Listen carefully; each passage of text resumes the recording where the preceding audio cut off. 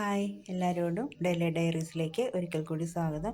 ഇന്ന് ഞാനൊരു പുട്ടും ബീഫ് കറിയാണ് ഉണ്ടാക്കുന്നത്. അപ്പോൾ അതിൻ്റെ റെസിപ്പി കാണാം കേട്ടോ. ഞാനൊരു സവാളയും പച്ചമുളകും കൂടി ഒരു ചോപ്പറിൽ ഇട്ടിട്ടുണ്ട്. അപ്പോൾ അത് നമുക്ക് ചോപ്പ് ചെയ്തെടുക്കാം കേട്ടോ.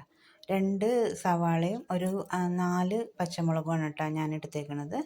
അപ്പോൾ ഞാനത് ചോപ്പ് ചെയ്ത് വെച്ചിട്ടുണ്ട്. പിന്നെ ഞാൻ റെഡിയാക്കി വെച്ചിട്ടുണ്ട് കേട്ടോ. സവാളയും ഇപ്പം നമ്മൾ ചോപ്പ് ചെയ്ത് സവാളയും പച്ചമുളകും, പിന്നെ ഇഞ്ചി വെളുത്തുള്ളി പേസ്റ്റ്, പിന്നെ അതുപോലെ കറിവേപ്പില, പിന്നെ ആവശ്യത്തിന് ഉപ്പും പിന്നെ പൊടികൾ എടുത്ത് വെച്ചിട്ടുണ്ട്.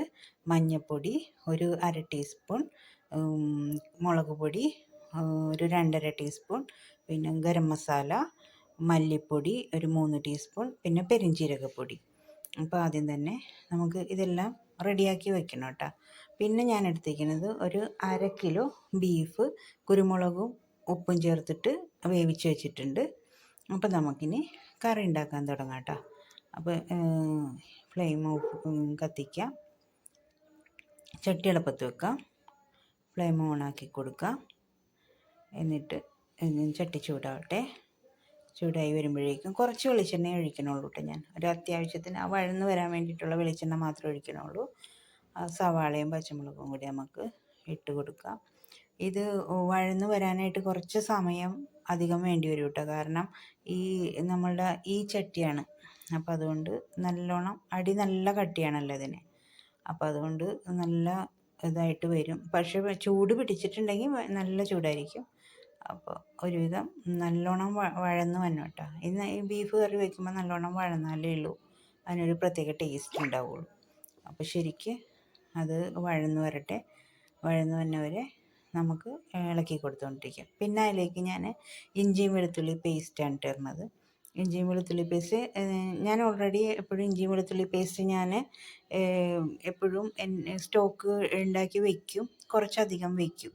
അപ്പോൾ ഞാൻ മിക്കപ്പോഴും നമുക്ക് മസാലക്കറികളായിരിക്കുമല്ലോ, അപ്പോൾ അതിൽ ആഡ് ചെയ്യാനായിട്ട് എപ്പോഴും ഞാൻ അങ്ങനെ ഉണ്ടാക്കി വയ്ക്കും.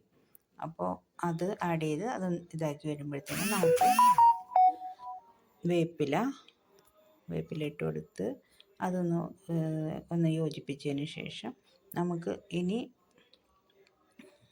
ഓരോരോ പൊടികളിട്ട് കൊടുക്കണം കേട്ടോ. അപ്പോൾ പൊടികളിടുമ്പോൾ ഞാൻ കാണിക്കാം. അപ്പോൾ അത് ശരിക്കും വഴന്ന് വരട്ടെ. ഇതെല്ലാം വഴന്ന് ഒരുവിധം ബ്രൗൺ കളറാകണം കേട്ടോ. എല്ലാം വഴന്ന് ശരിക്കും നന്നായിട്ട് വരണം. അത് കഴിയുമ്പോഴത്തേനും നമ്മുടെ മഞ്ഞൾപ്പൊടി ഇട്ട് കൊടുത്തതിന് ശേഷം ഓരോ പൊടികളായിട്ട് എല്ലാവർക്കും അറിയാവുന്ന സംഭവമാണ്. അപ്പോൾ നമ്മൾ ഉണ്ടാക്കുമ്പോൾ അത് പറയണമെന്ന് മാത്രം. മഞ്ഞൾപ്പൊടി, മുളക് പൊടി ഞാൻ കാശ്മീരി മുളക് പൊടിയും മറ്റേ സാദാ മുളക് പൊടിയും കൂടി രണ്ടും കൂടെ മിക്സ് ചെയ്തിട്ടാണ് എടുത്തേക്കണത്. അപ്പോൾ അതുകൊണ്ടാണ് ഇതിങ്ങനെ ഇതാവണത്. രണ്ടും കൂടെയാണ്. പിന്നെ മല്ലിപ്പൊടി ഒരു 3 ടീസ്പൂൺ ഞാൻ പറഞ്ഞല്ലോ. മല്ലിപ്പൊടി ഇട്ട് പിന്നെ പെരുംജീരകപ്പൊടിയും ഗരം മസാലയും കൂടെ അത് ശരിക്ക് ഇതിൻ്റെ ഒപ്പം യോജിച്ച് വരണം കേട്ടോ.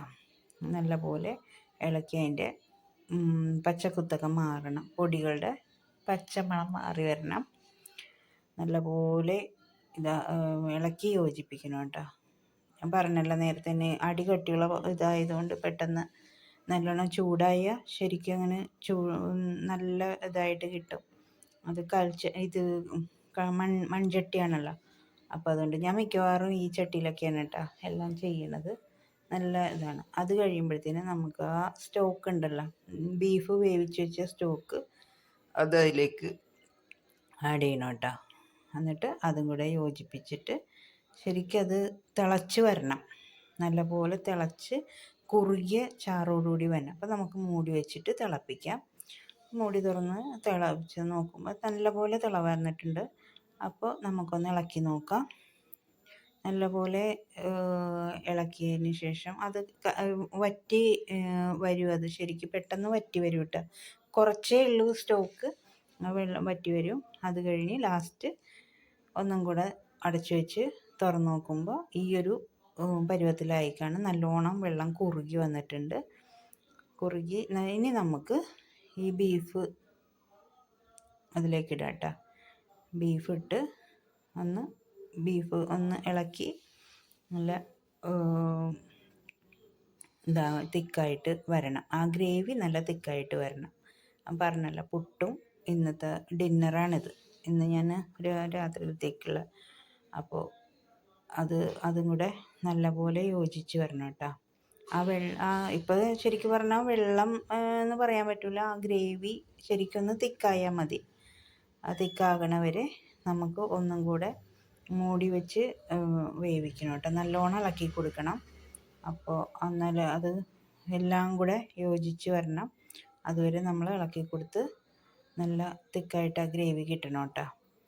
അപ്പോൾ നമുക്ക് അത് അടച്ച് ഒന്നും കൂടെ ഇതാക്കി അടച്ച് വെക്കണം.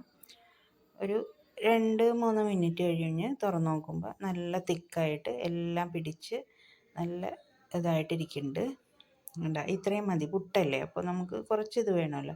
പിന്നെ കുറച്ച് കറിവേപ്പിൻ്റെ ഇലയും ഞാൻ പിന്നെ ഒരു ഇത്തിരി നെയ്യൂടെ അതിൻ്റെ മുകളിൽ എടുക്കുന്നുണ്ട് കേട്ടോ. അപ്പോൾ അത്രയേ ഉള്ളൂ ഇത്. ഇനി നമുക്ക് പുട്ട് ഞാൻ ഓൾറെഡി കുഴച്ച് വെച്ചിട്ടുണ്ട് കേട്ടോ. വെള്ളം പിന്നെ തേങ്ങ. പുട്ടൊക്കെ എല്ലാവർക്കും ഉണ്ടാക്കാൻ അറിയാമല്ലോ. ഇന്നത്തെ ഡിന്നർ ഞാൻ കാണിക്കണമെന്ന് മാത്രം. അപ്പോൾ നമുക്ക് പുട്ട് റെഡി ആയിട്ടുണ്ട്. പുട്ട് കുത്താം. എന്നിട്ട് നമുക്കത് ഒരു സെർവ് ചെയ്യാം കേട്ടോ. അപ്പോൾ ഞാൻ പുട്ട് കുറച്ചെടുത്തിട്ടുണ്ട്. അപ്പോൾ ഇത്രയേ ഉള്ളൂ നമ്മുടെ വീഡിയോ. എല്ലാവർക്കും ഇഷ്ടപ്പെട്ടെന്ന് വിചാരിക്കുന്നു. ഇഷ്ടപ്പെട്ടാൽ സബ്സ്ക്രൈബ് ചെയ്യുക, ഷെയർ ചെയ്യുക, ലൈക്ക് ചെയ്യുക. അപ്പോൾ ഇനി അടുത്ത വീഡിയോയിലേക്ക് കാണും വരെ എല്ലാവർക്കും ബായ്.